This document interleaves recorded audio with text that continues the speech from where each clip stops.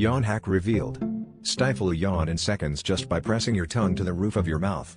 Your brain, hardwired to follow deep-rooted reflexes, can actually be hacked with this simple move. Yawning isn't just about being tired, your body's trying to cool your brain and regulate alertness. That urge creeps up even when you're not sleepy, often triggered by boredom or even seeing someone else yawn. But here's the wild part, the act of pushing your tongue up interrupts your brain's yawn circuit, scrambling the signal and stopping the reflex before it takes over. It's like hitting pause on an automatic response you never thought you could control. Next time you feel a yawn coming, don't fight it, trick it. This brain hack works almost instantly and keeps you looking alert, even in the most boring meetings or late-night study sessions.